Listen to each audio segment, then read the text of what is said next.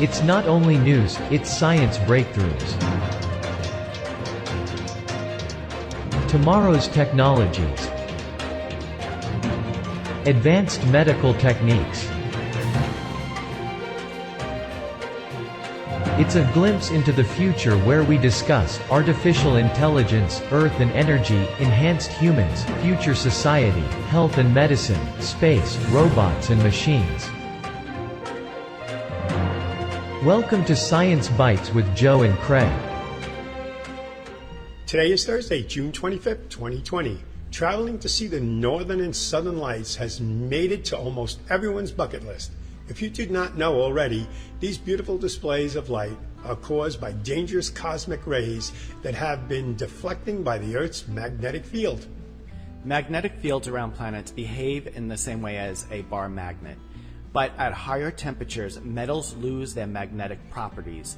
This fact makes it clear that Earth's hot iron core isn't what creates the magnetic field around our planet. Instead, a dynamo effect is what creates Earth's magnetic field. To understand what a dynamo effect is, think of a bicycle light. Magnets in the dynamo, or generator, start spinning when a person pedals, which creates an electric current. The electricity generated powers the bicycle's light.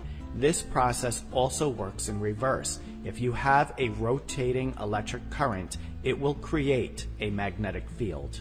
On Earth, the flowing of liquid metal in the outer core of the planet generates electric currents. The rotation of the Earth on its axis causes these electric currents to form a magnetic field which extends around the planet. The magnetic field is vital to sustaining life on Earth. Without it, high amounts of solar radiation would bathe all of Earth's inhabitants, and our atmosphere would be free to leak into space. Scientists believe this likely happened on the atmosphere on Mars. As Mars doesn't have flowing liquid metal in its core, it doesn't produce the same dynamo effect. Without a metal liquid core, the magnetic field around Mars was just too weak to stand against the solar winds, and its atmosphere just blew away, leaving Mars inhabitable. As people go about their daily business, hardly anyone thinks about what's happening deep below our feet. Almost 1,802 miles below the molten core of 11,000 degrees is affecting all our life on Earth. Now that we understand how a magnetic field works, we can understand why the poles are not stationary and why they wander independently of each other. Since its first formal discovery in 1831, the North Magnetic Pole has traveled around 1,400 miles. This wandering has been generally quite slow, allowing scientists to keep track of its position. Since the turn of the century, this speed has increased. Current forecasts predict that the Northern Magnetic Pole will continue drifting toward Russia, but at a slowly decreasing rate, down to about 25 miles per year compared to the average speed of 34 miles over the past 20 years. About 780,000 years ago, the poles reversed. Some scientists believe it may be about to happen again. If it does happen, what would that mean for Mother Earth's creatures? Scientists have found that all plants and animals respond to the magnetic field of our planet. Some animals are excellent at sensing the magnetic poles, like whales, turtles, and birds. Some turtles need to go back to the very same place they were born to lay their eggs. The concern is that they won't be able to find that beach if they can't navigate by the magnetic field, and they may end up going somewhere else. Monarch butterflies spend their life traveling down to Mexico and back into the United States. They pass this magnetic sense and location down to the next generation to fulfill this journey. That sounds strange when we say it, but remember, the average butterfly lives for 2 to 6 weeks, way too short of making the 3,000-mile journey in one life cycle. The big question about the eventual switch of the poles is what effect it would have on our creatures that are already severely compromised in their ability to go where they need to go. That's why many scientists are now racing to trace Earth's magnetic fields back in time. No time machine is needed to do this. This is pretty cool. Instead, you need a thick piece of undisturbed terracotta that had been covered by hot basal lava from a volcano. When terracotta is heated up and then cools down, some of the electrons in its molecular structure will become fossilized magnets. They will lay down the coordinates of the magnetic field on that exact spot of Earth at that precise time, so you can see very precisely what was happening. This type of research has told us that over the last 20 million years, magnetic north and south have flipped roughly every 200 to 300,000, with the previous major flip, as previous stated, about 780,000 years ago. So we are due or overdue for this flip. Contrary to Hollywood movies, a sudden flip will not instantly wipe life off the face of the planet. A sudden flip is not like flipping a light switch. It will happen over time. All of those lost turtles and butterflies will eventually adjust. Our compasses will show Antarctica as north, so it'll be strange calling North America north when it will actually be south. That will make some interesting studies for middle school students.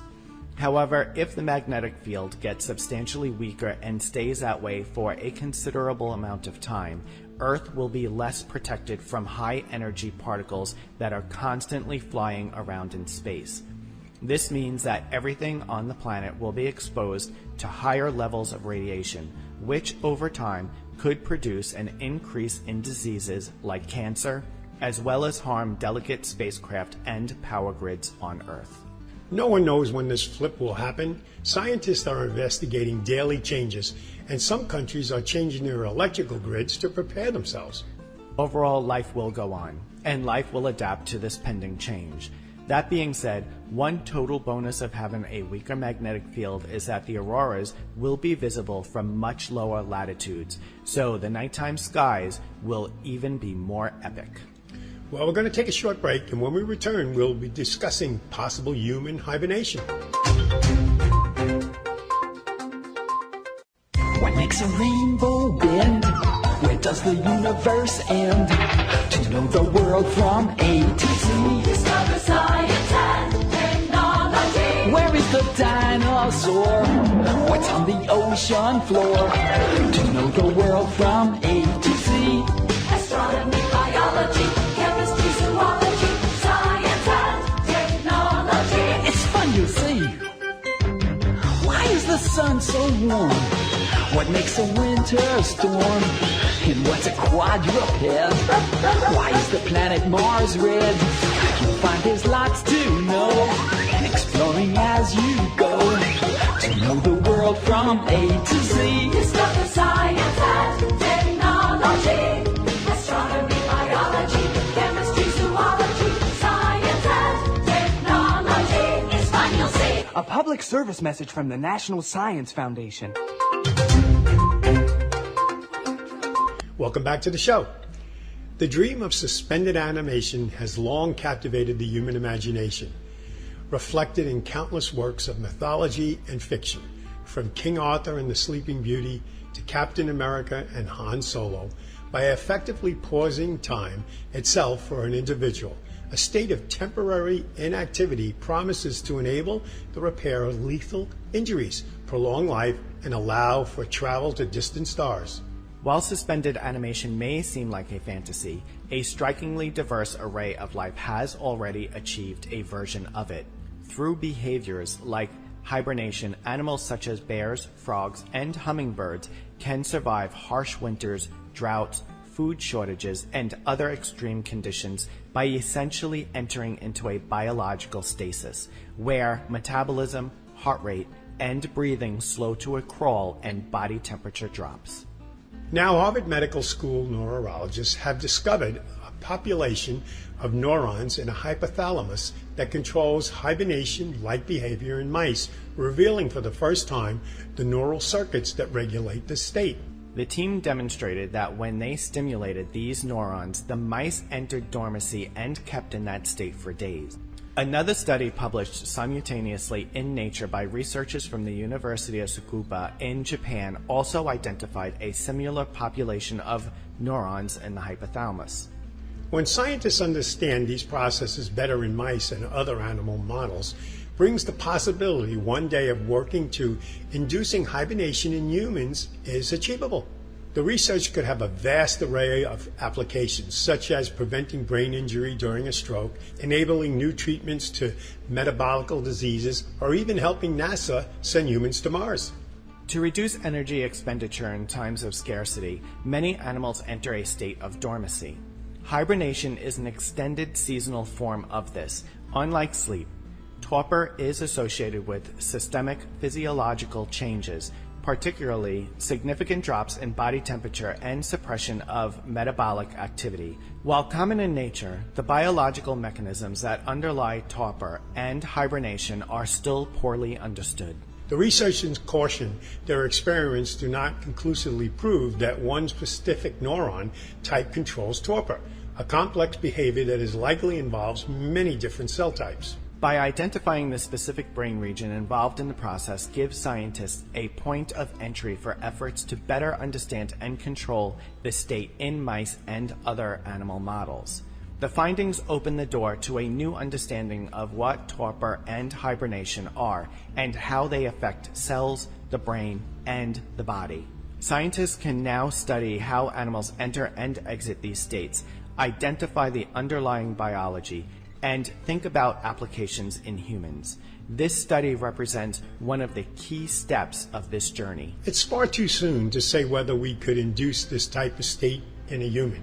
It's a goal that could be very worthwhile. It could potentially lead to an understanding of suspended animation, metabolic control, and possibly extended lifespan. Suspended animation, in particular, is a common theme in science fiction, and perhaps our ability to travel to the stars will someday depend on it. Going to take a very short break, and when we return, we will have a quick bite for you about new fathers. Ignition sequence start. All engines are running. We have taken tremendous steps. We choose to go to the moon before this decade is out. We are the pioneers, the star sailors, the thinkers, the visionaries, the doers. And because we stand on the shoulders of giants to go farther than humanity has ever been, we will add our names to the rolls of the greatest adventurers in history. Every day, every mission, we advance this calling. We are NASA. And after 60 years, we're just getting started.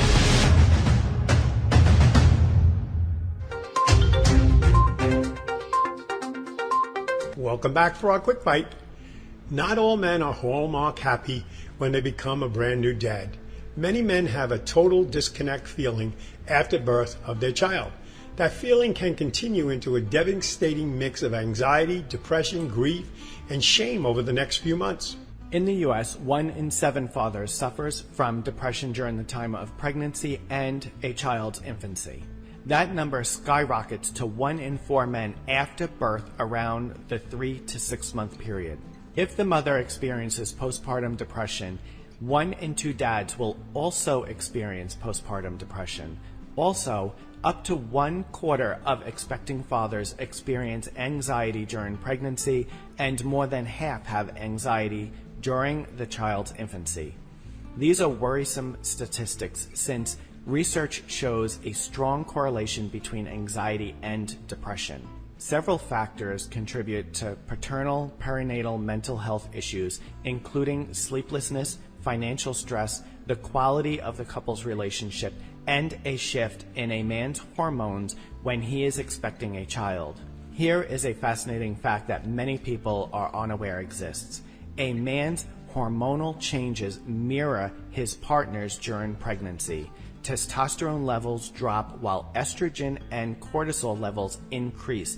Even the levels of prolactin, the hormone associated with breastfeeding, also rise in men. We are raised knowing a woman's hormones change during pregnancy. Only recently have studies proven that the man's body adjusts to prepare them to become fathers. A man with a lower testosterone and a higher cortisol levels postnatal is more nurturing for his response to the newborn, more involved in child care and play as the baby grows. But the hormonal shifts need to be just right.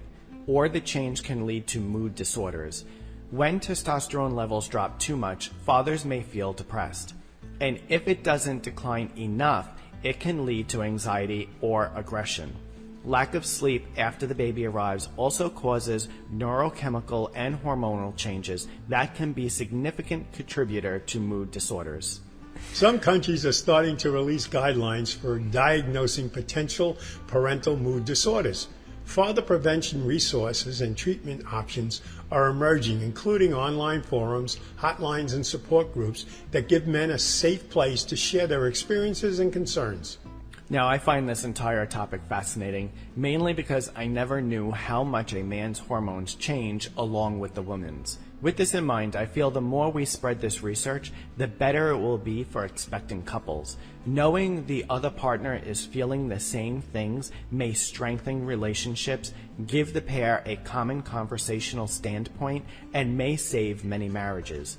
Women, you are not alone. And men, you aren't either. So that means if you have an urge for pizza, everyone should have an urge for pizza. And you should have pizza. Like if your partner doesn't want to have pizza when you have the urge, well, too bad. So much for a common standpoint conversation. Okay, that brings us to the close of another episode. Thanks for listening. We will be back again next week with a new episode. You can find all the episodes on My Science Bytes with Joe and Craig for free on Apple Podcasts, Google Play, Alexa, Spotify, and many other platforms. Or just visit our website, mysciencebytes.com. Joe and I are grateful to you, our listeners, and we thank you for sharing and subscribing to our podcast. If you are new to our show, please subscribe or follow. It really helps move up our rankings so more people can find us. Thanks again for listening, and we will see you next week.